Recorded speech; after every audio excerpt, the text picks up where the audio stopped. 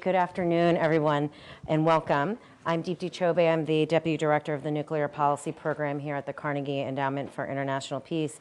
And I think it goes without saying that it's been quite a couple of months on the nuclear front, and I don't think you need me to go through all of the things that have happened. But as many of you know, the month-long Non-Proliferation Treaty Review Conference concluded almost 3 weeks ago, actually as of tomorrow. And this complex and I think seemingly arcane exercise, which takes place once every 5 years, has received a lot of attention from its opening day when President Ahmadinejad of Iran was the only head of state to represent a delegation, through to the last day where there was a media frenzy over the referencing of Israel in the outcome document. And as somebody who was there, particularly in the last few days, I can attest to the drama about whether there was an agreement that could be reached. And I will tell you that it was by no means a foregone conclusion in terms of what was going to happen at the end of the review conference. But in the end, 172 participating countries adopted a final document that has several parts to it. One part is a review of how well the provisions of the treaty have been implemented. This was submitted by the president of the review conference, Philippine Ambassador Libran Cabactilan. And then the second part is a conclusion and recommendation section that most notably includes a 64-point action plan on the 3 pillars of the NPT, which are non-proliferation, disarmament, and peaceful uses of nuclear energy. And also included in that section were steps for implementing the 1995 Middle East resolution to create a zone free of nuclear and other weapons of mass destruction in the region. But since the conclusion of the conference, I think there's been a lot of commentary, very diverse commentary about what actually happened and what it all means. So to illuminate us, I could think of no one better than Ambassador Susan Burke, the Special Representative of the President for Nuclear Nonproliferation and the functional head of the U.S. delegation, to tell us what happened, what it means, and what should happen next. Susan and I will have a conversation here first, and then we're going to open the floor up to questions from you.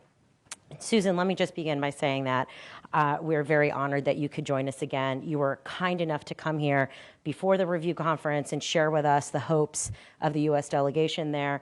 And thank you for coming back to let us know, were those hopes met or were they dashed? And so to begin with, let me ask that you kind of remind us, what were those hopes? What was the United States seeking to achieve, and what do you feel like you got out of that wish list?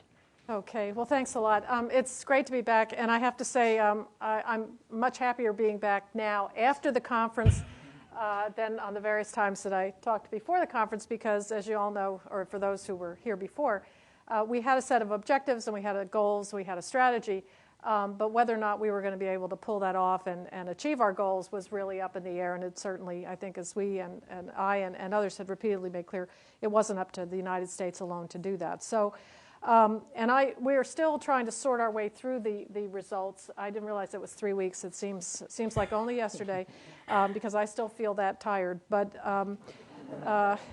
for our goals, just to reiterate, our principal goal was to basically put the NPT back on a firmer track. I think after the 2005 debacle, there was a lot of concern about the health of the regime. And so in the first instance, what we were hoping for was a strong reaffirmation of support for the treaty and a commitment by the parties to take steps to reinvigorate implementation in all 3 pillars. And that was the second major objective, was to have a balanced review that would address as equally as possible the disarmament, non-proliferation, and peaceful uses aspects of the treaty. Our specific achievements that we were striving for, again, strong support for the treaty and its centrality to security. We were looking for strong language on safeguards, the additional protocol, addressing the issue of compliance, strong support for the IEA, addressing the issue of abuse of the withdrawal provision, Article 10. We wanted to validate discussions at the IEA on multilateral fuel assurances, although we did not have any expectation that the NPT would be able to solve those issues. And then we were hoping there would be support for President Obama's step-by-step approach to disarmament. Great.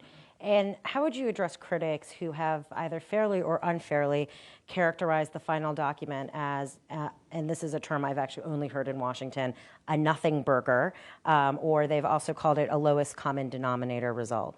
Okay, I've seen a nothing burger, and that this was not one of them. And It also was not a lowest common denominator, but I would consider it a glass half full rather than a glass half empty. I do think that it was, there were some important developments. It did in some respects go beyond 2000, but I think we have to recognize the limitations of multilateral diplomacy and the consensus rule, and understand as well that we were building up out of somewhat of a gap over the last several years. And so I think for us, if you maintain perspective and you're realistic, I think we would say the outcome was a solid outcome.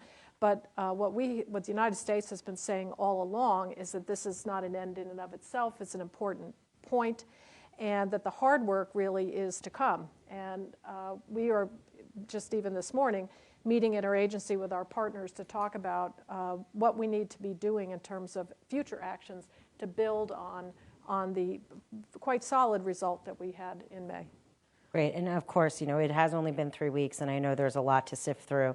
And anybody who's familiar with the review conference knows that this isn't just one issue being discussed. It's literally, I think it's over a dozen, and it's in parallel process, which makes it an extremely complex and difficult negotiation, not only in its substance, but also it is physically taxing for people who are there, lots of long nights, and it's not just for a few days or a week, it's for a month. So with that in mind, and knowing that you've only just started the process of thinking through those next steps, what are a few things you could share with us about what you think the United States might do to build on the consensus and what you're looking for from other countries? Well, I think in terms of the consensus, we will be looking at, and again, this is something we've been saying all along, we'll be looking at what we can do in the IEA to continue to expand the number of countries that have additional protocols in force. I mean, that's already a very good news story, which I think gets lost in the focus that some countries have put on it. We'll be looking at how to strengthen the IEA, looking at its authorities, looking at the resources issue, and I noticed that at the Board of Governors meeting just this past meeting, they approved a 4% budget increase for 2011.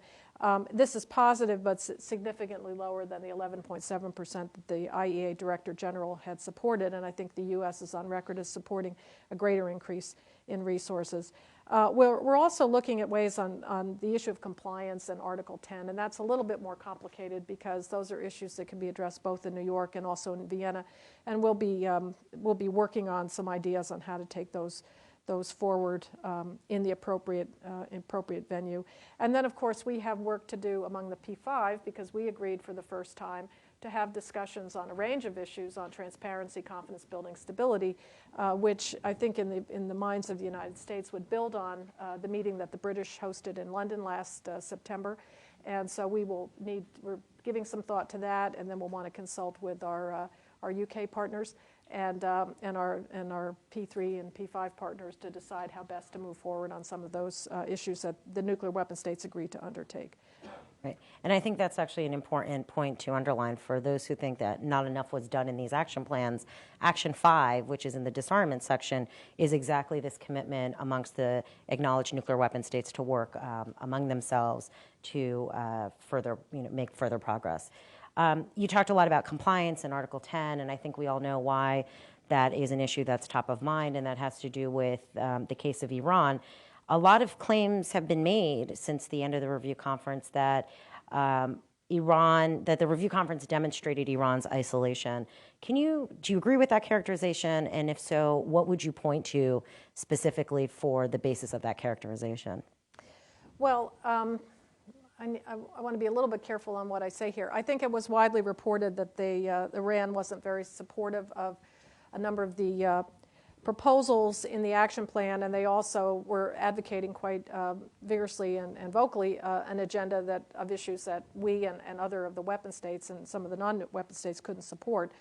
I think press reports reported this. You've talked to this because you've interviewed people. I would not have volunteered this, but Iran was the last state to join consensus of the final document on Friday, and that created the drama. It was not the United States, I'd like to say. So that was nice not to be the drama queen on Friday. And I think the fact that they were the last state and the meeting had to be delayed for several hours while they figured out what to do is, speaks volumes.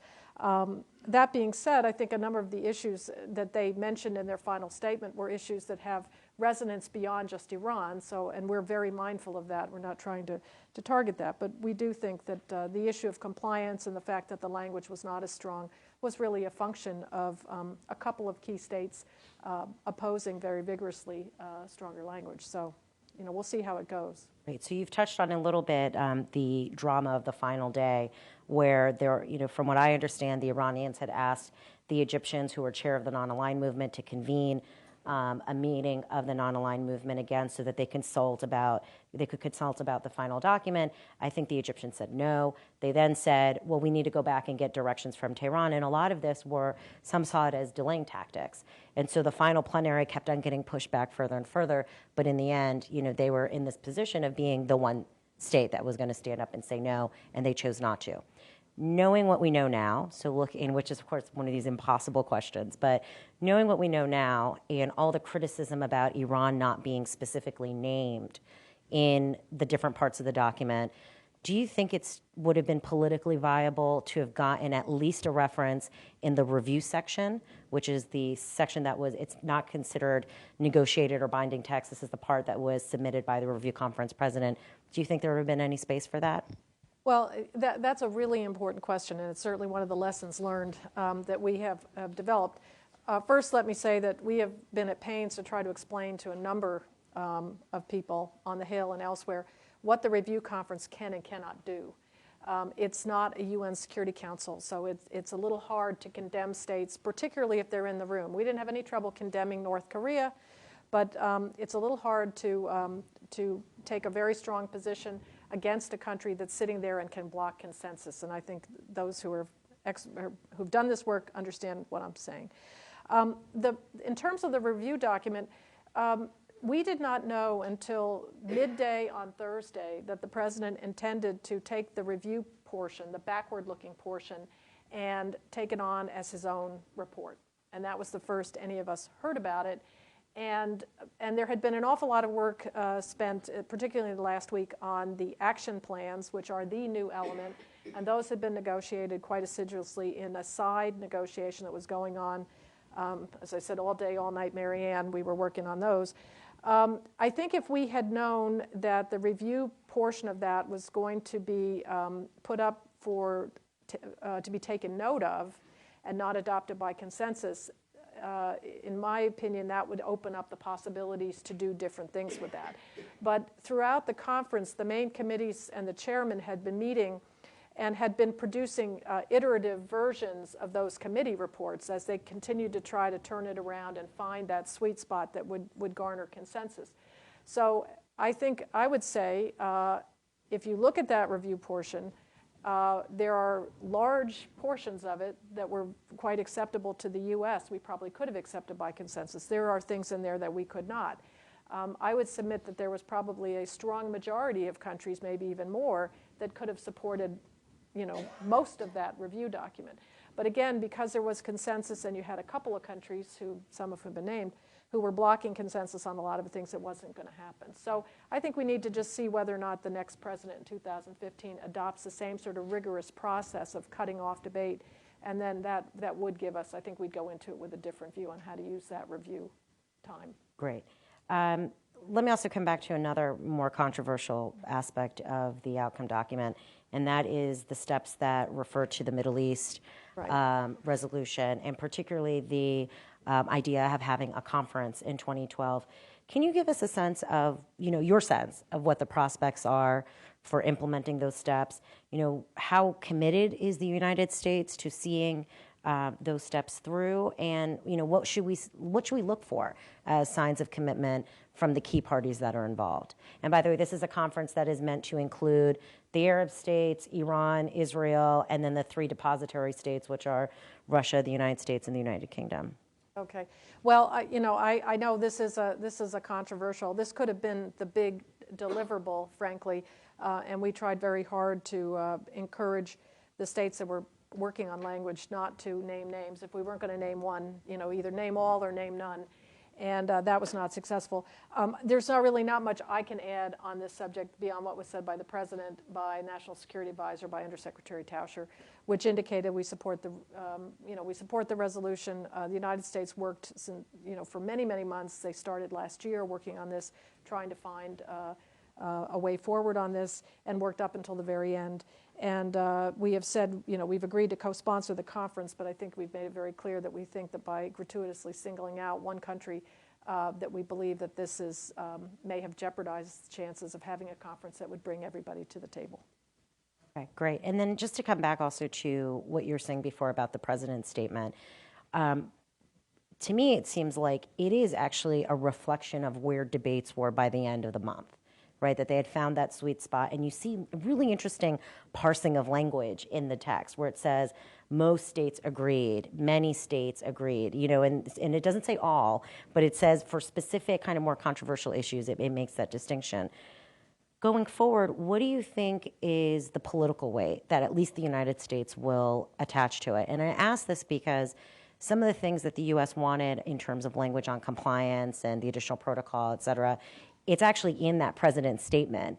It's and there's in some places there are action items that also are relevant for that. So what do you think is going to happen going forward? Do you think the U.S. is going to be like, this is important, we can leverage it for advancing other policy initiatives?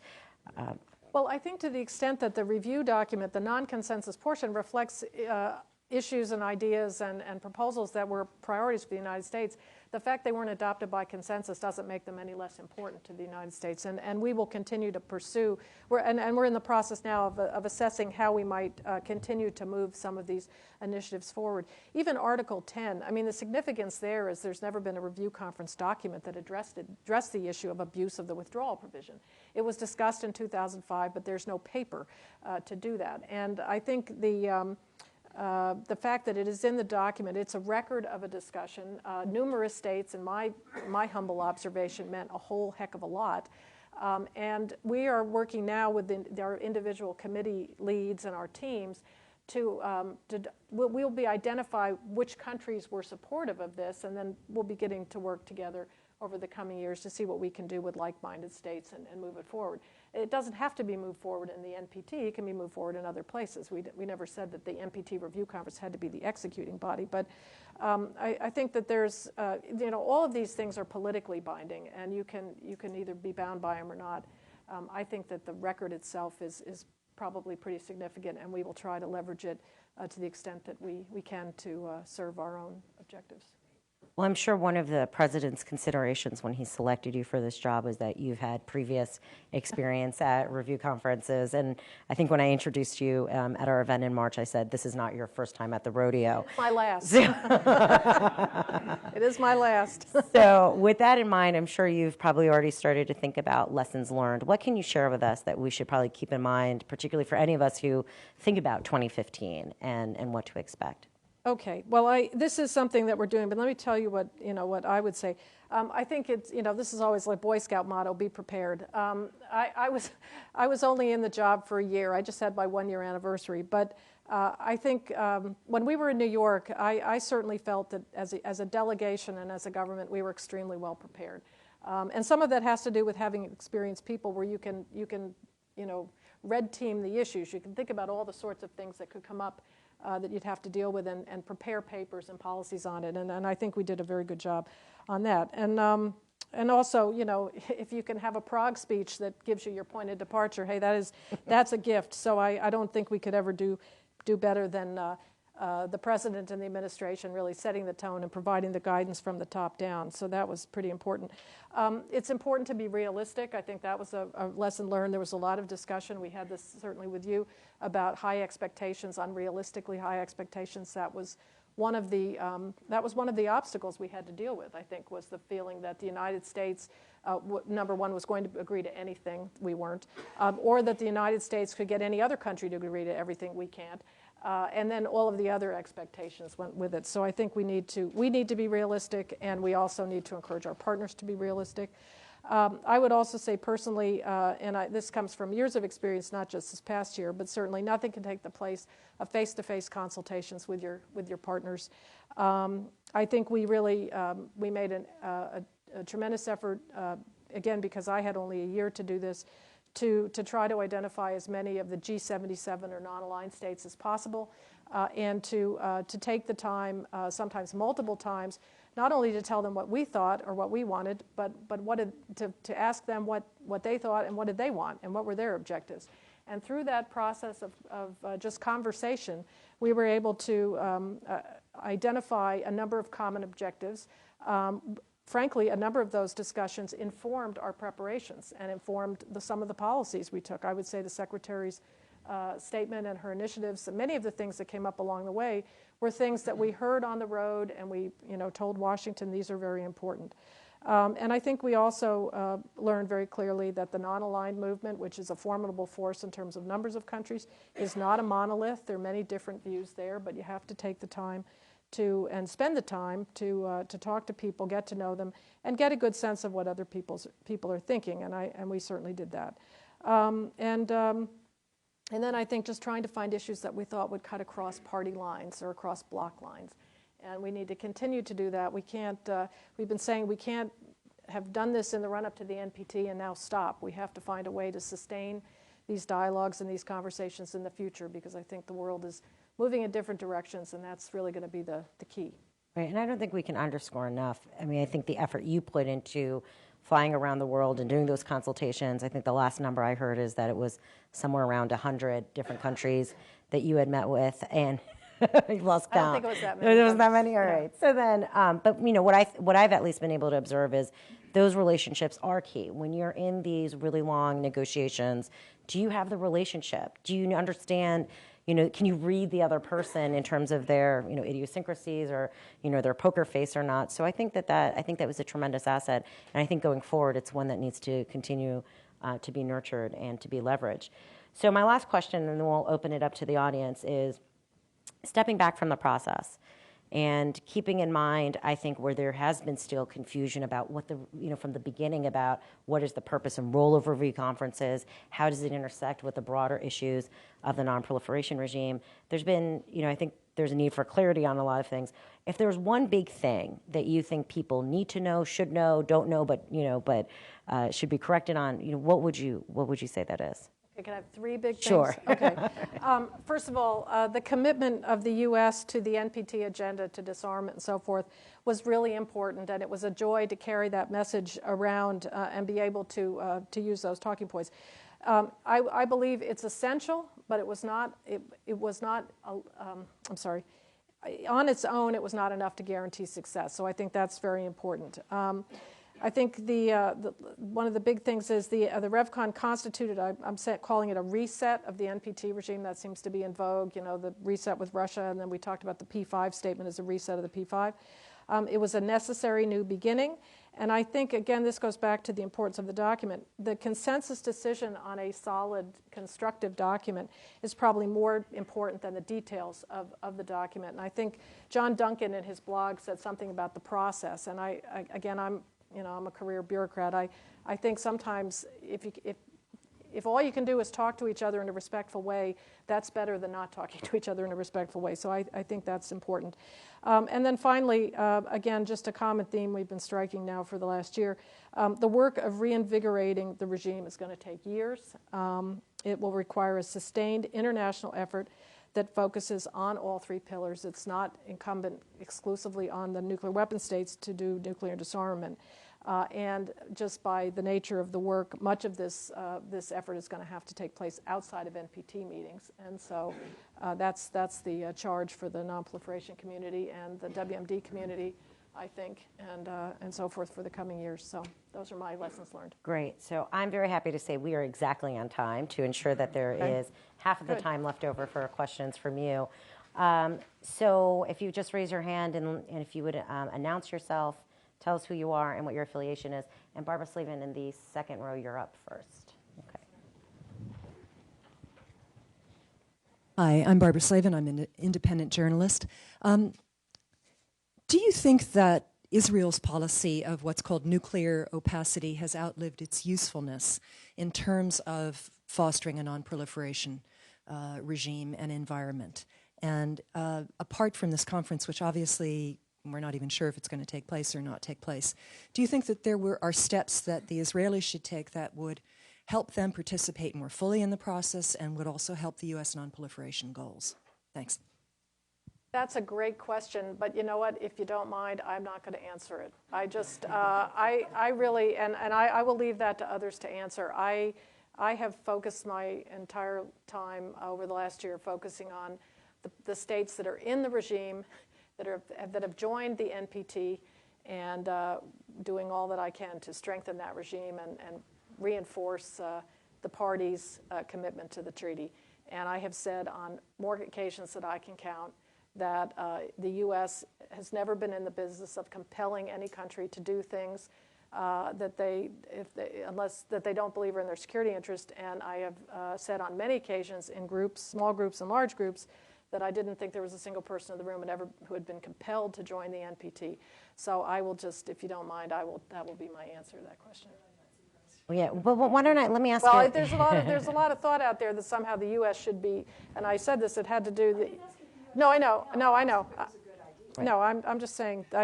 These are sovereign decisions by states. I've just focused again on those in the treaty. Try to make sure everybody in the treaty stays in the treaty, and does their part. Let me though ask on a different slice at this issue. Do you think that zone, if we could actually finally get some progress on it, do you think that the steps leading to it could advance other non-proliferation objectives? Where, for instance, where we are concerned about a state in the region and their compliance and possible withdrawal. Do you think that, part of that process could be about, hey, one requirement for this zone is all the states that it applies to have to be compliant? Like, do you think there's that strategic opportunity possible? I think it could be possible. It could be possible. I think the zone, the idea of a WMD-free zone, something the U.S. and Russia and the UK sponsored a resolution in 1995. We thought, we believe in principle that it's something that is achievable. But what I've been saying over the last year is that the prospects for that zone have become severely complicated by the serious noncompliance in the region, which is now not just one state, but possibly two. And so what was already a difficult challenge has been now made extremely more difficult because of noncompliance. So I think, in the end, you can't solve one problem without solving both. I think right now the focus is on trying to get a handle on the compliance issue. Right, and of course Susan's referring to our concerns about Syria, but I actually think that that's for the people who bemoan that Iran was not specifically mentioned, particularly in the conclusions, action plan section. It does talk about states needing to be compliant. And I actually think it's good that it's stated generally, because when you're in 2015, looking backwards and seeing how well states have done, you're able to apply it more broadly than one state. Other questions? Sir, right here. Charles Ebinger from Brookings.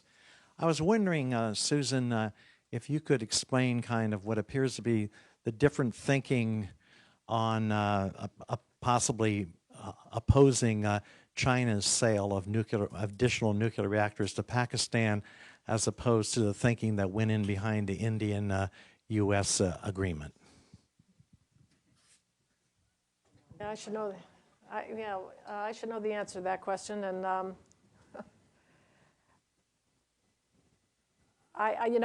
unfortunately, I know the issue generally, and I don't want to comment on it. I think it has to do with the fact that they're attempting to sell additional reactors under an agreement that they're arguing is grandfathered, and we're saying it's not grandfathered. Is that what it is? Right. And I can't. I just.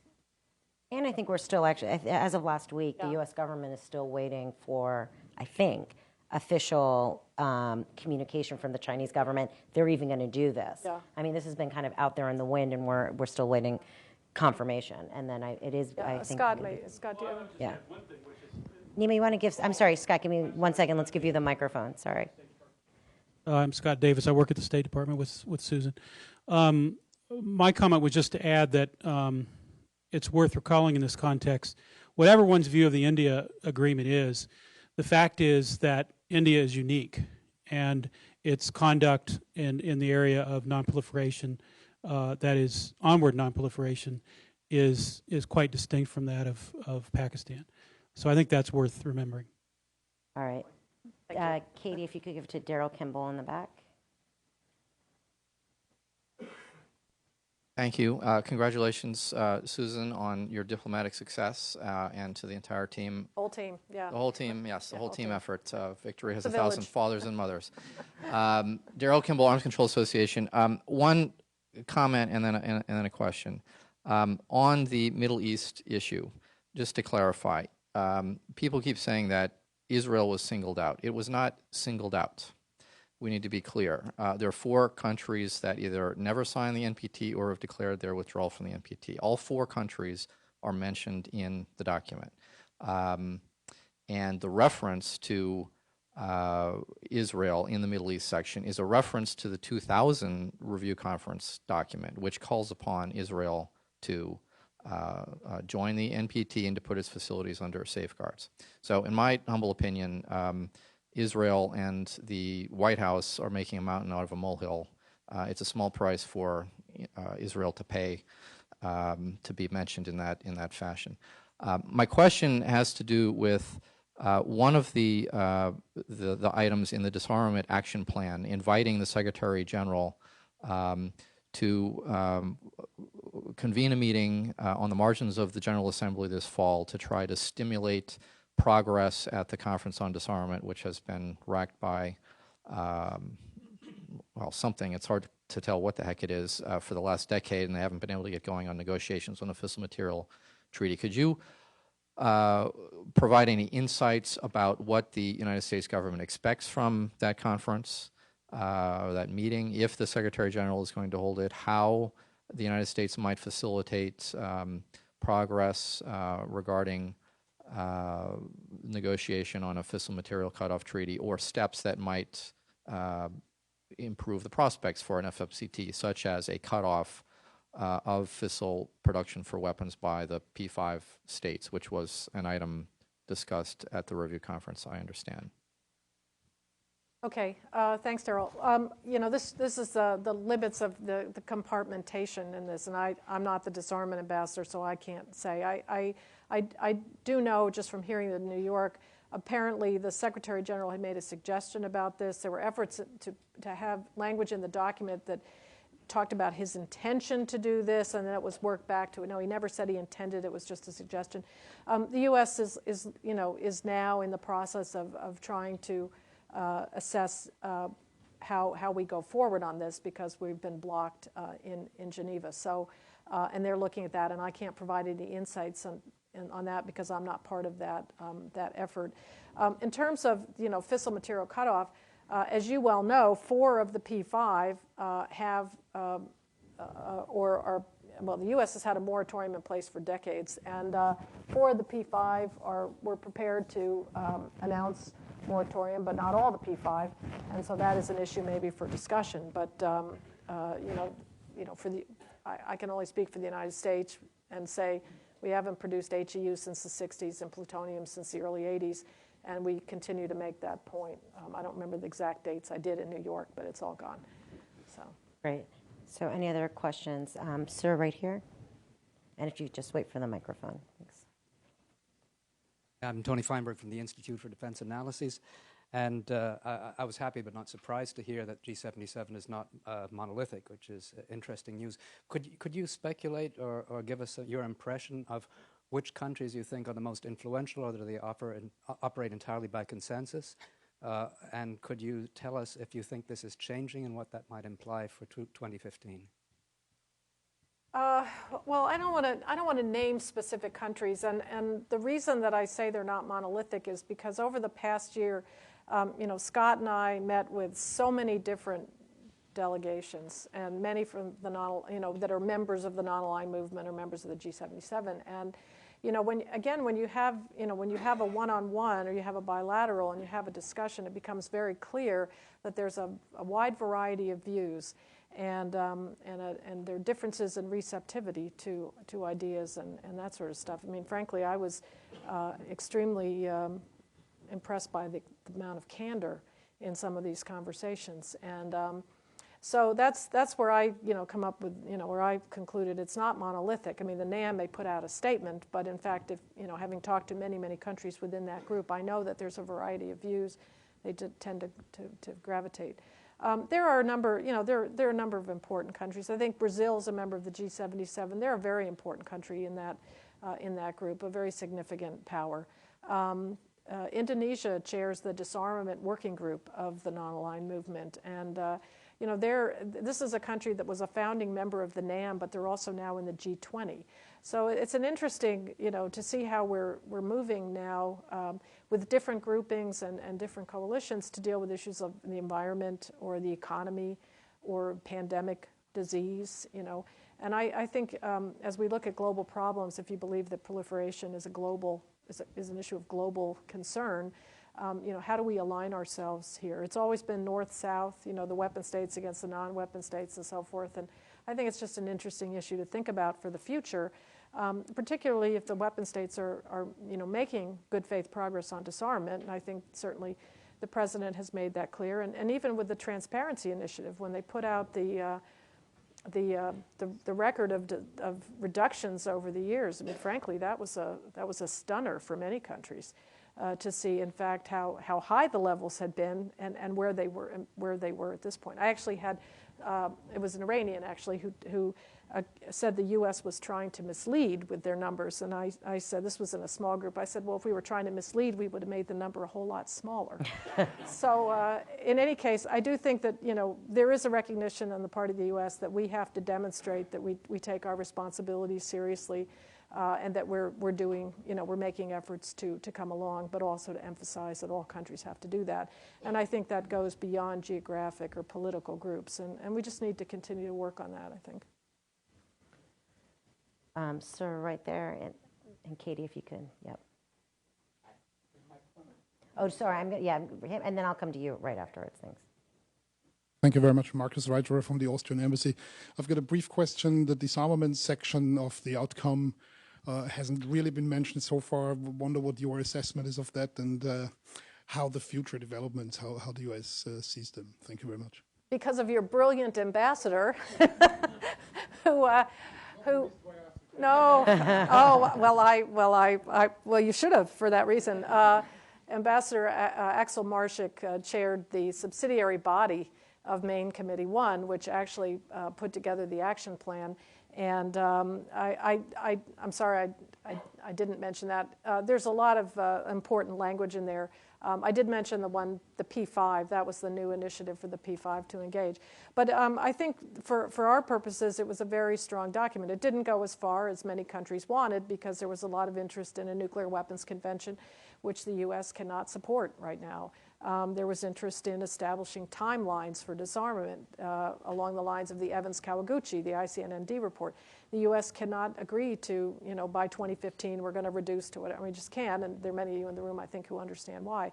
But I think the document itself was a very solid document that covered a wide range of issues and hit all the points. And actually, your ambassador did an incredible job, I think, in pulling together a lot of different views, and we're very grateful for his leadership on that issue.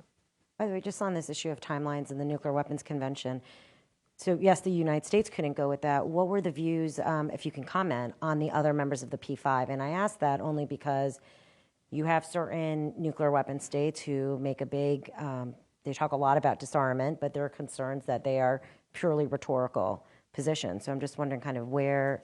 Well, I'm not going to name names. I think, this was one of those things where, we, among the five, we had a number of red lines in common, I would say, but we had a number of red lines not in common, and we had fewer red lines than some of the other P5, given President Obama's agenda. But in the end, there was an effort to try to maintain as much support for each other as possible, and that was the goal. So that's what we did. Great. And then, sir. I'm really eager to ask my question, so I popped. Hey, Ted. How are you? I'm okay. How are you? I'm okay. An obsession of mine is nuclear weapon-free zones. Could you just introduce yourself? Sorry. Yeah. I'm Ted Hirsch. Up until about a month ago, I worked at the State Department, a veteran of NPT frustrations and prep comms and things. In Clinton's statement, she announced that we were prepared to move forward towards seeing the ratification of the South Pacific Nuclear Weapon-Free Zone and the Africa Weapon-Free Zone. I'm wondering what effect that had on the conference. Did it have any effect? Did it help in any way? Or was it just a acknowledged and that was the end of it? Well, I think, again, it was something that we could with certain countries, we could say, we'd been hearing about nuclear weapons-free zones over the year, we could say, we hear you. I think you look at a lot of the administration's proposals, and you know that from, being there, a lot of this is really responding in many ways to what many countries are saying is important to strengthen the non-proliferation regime and so forth. So yes, I think it did definitely buy us goodwill. And also, because, again, there's a lot of interest in on the part of non-weapon states, mostly non-aligned states, in a negotiation of a global, universal, legally binding treaty that would provide negative security assurances to non-nuclear weapon states, an NSA treaty for those. And the U.S. cannot agree to that on a global basis. So we have been consistently saying over the decades, frankly, that we could agree to legally binding security assurances in the context of nuclear weapons-free zones. Only problem was we've only ratified the protocols to one zone, and the last one was signed by Ronald Reagan. So I think for us, we're able to say, we appreciate the call for legally binding security assurances, and we're prepared to do that in the context of free zones. And the administration had taken a decision now to move those two sets of protocols forward for ratification. Now, when they'll be in the queue, I don't know, because we have other things in front of them.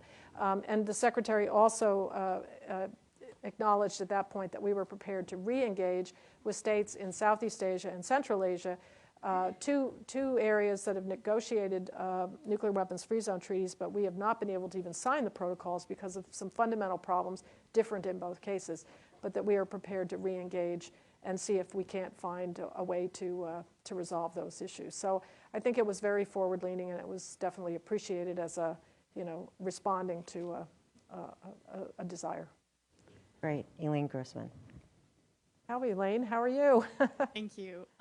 Elaine Grossman from the National Journal Group. Just wanted to follow up on this question of progress on disarmament issues a little bit. If I could just ask you to actually articulate why it is that the United States did want to avoid making even small steps towards sitting down and talking about, maybe even going on to negotiate a nuclear weapons convention or to talk about timelines. What is it that really pushed or guided the U.S. Position on that, given Obama's Prague speech, et cetera? Well, I think, it just comes down to what's achievable and realistic now. And, what's been one of my pet peeves is taking the Secretary General's speech where he talked about, either a set of separate statement agreements or a convention, and taking it out of context and saying the Secretary General is calling for a nuclear weapons convention. And I think that the approach that's being taken by this administration is to do a step-by-step approach to get START, revitalized and a new START agreement negotiated, done. Now it's before the Senate, and I wager will be ratified. To get the CTBT moved forward and ratified, to take care of business, basically, to move forward on these nuclear weapon-free zone protocols that the U.S. signed many years ago but hadn't submitted for ratification, and to do that and to build, to begin to build towards this world without nuclear weapons. Those are achievable. Those are realistic. Those are what we can do now. And a nuclear weapons convention, it's just not in the cards. I mean, I think, and frankly, to agree to do that, I think, would be politically, I think that might undercut support for these other things that we're trying to take care of and to get done. I don't see how a diversion of resources to do that means we're not doing other things. And frankly, I would say personally, I don't see how anybody thinks that we would be any more successful with that if we can't even get agreement in Geneva to halt the production of fissile material for weapons. So, I mean, I'm just looking at this as a practical matter. Why do we think we would leapfrog ahead to that when we can't, some of this is you have to build, you have to build along. You have to change the way people think. And you have to build confidence and that sort of stuff. And I think the program that we've set out is one that will get us in the direction that people want to go, but it will allow us to build on, success breeds success, and to build confidence and create the conditions that will take us to the next step, and we'll know what they are. I think on timelines, again, I think it's very clear from the Nuclear Posture Review and others that these are the kinds of things that governments really can't do, and no government would ever agree to disarm by a certain date. And I think to ask the U.S. to do it and to be sort of appalled if we don't agree is a little bit disingenuous. So I think, there could have been deadlines in there by, CTBT entry into force by a certain date. That wasn't put forward. We probably could have accepted that, actually. But no one put that in. It had been put in previous documents where we had deadlines for CTBT to be concluded, or FMCT, and I think we could have agreed to those sort of deadlines because we're supportive of the initiative, but for whatever reason they were not advanced. So I think that's really important. I mean, I think there's been some discussion about the things that aren't in there that we could have gone. Yeah, there were lots of them actually. Yeah, I think there's been some discussion about the group of NGOs that are up in New York and what they chose to push on, supported by some non-nuclear weapon states. Was it the right thing? Should they have expended so much political capital on timelines in the Nuclear Weapons Convention when they clearly missed other opportunities like that? There were other opportunities, but anyway. Great. I'm going to Jennifer Maccabee, and then we'll do another round of questions. Thanks, Jennifer Maccabee, CSIS, and thanks again, Susan, for your great success and your teams. I'm just curious about the decision on Middle East zone, because as you know, that was agreed to in 1995 as part of the indefinite extension. And it seems like quite a wet blanket has been thrown on it since just 3 weeks ago when the document was adopted, as Deepti mentioned. So I'm just wondering, if not much is done between now and 2015, doesn't that bode ill for that next conference, especially given that Iran will be head of non-aligned? Or what would you think, even if you're not going to go to it, that would be the next steps or any steps that could be taken in that regard? You know what, Jennifer, I'm not going to speculate on the next steps. And as terms of wet blankets, it wasn't a wet blanket we threw on it. And I think if anybody knows these issues, and I think there are a lot of people who appreciate this. I've never seen an administration work as hard to try to move this one forward as this one did. The demand was for some concrete steps to begin to implement the resolution.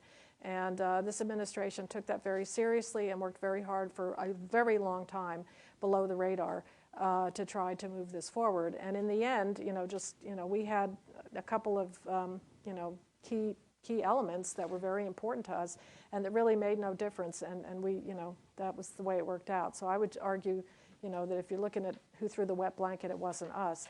I don't think in steps, we'll have to see how it goes. We'll have to. The document calls for a conference in 2012, so I wouldn't worry about 2015. We've got a lot of time between now and 2015 to see where we go on that. But we'll just have to see how it goes. But, I think an interesting thing was raised about leadership of the non-aligned movement, and I'm surprised that we've had this conversation and we haven't talked about Egypt at all. Yeah, do you, from the strategy they put in place, how they operated, any comments on kind of either the U.S.-Egyptian bilateral negotiation on some of these issues, or just generally your observations about how they performed? I think the Egyptians. Well, I don't want to comment too much in a public session, but in the sessions I was in, smaller sessions, the Egyptians were clearly in charge, and I think for the most part we're trying to. I believe that they were working to promote a constructive outcome. They certainly had one key agenda item. We all have our key agenda items. But in the end, even if you're the head of a group, doesn't mean you can deliver everybody. And these are organizations where people have to negotiate and compromise. So, and that just goes without saying. That's why people who are critical of this don't understand how what the dynamics are. But I think Jennifer's point is a good one, because in 2 years, Iran will take over the helm of the non-aligned movement, and that's going to be an interesting thing to watch. Great. Last questions. Okay, right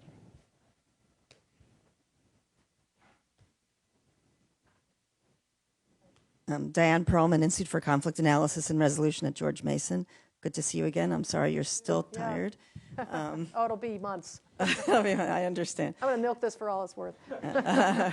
Anyway, you just said no one will disarm according to a timeline, and one of the reasons for that is because there's a lot of fear, insecurity, tensions, and underlying conflicts. And you may remember that I was also working with Mediators Beyond Borders at the NPT, and we were also in Copenhagen proposing that we include language and encourage mediating the underlying conflict.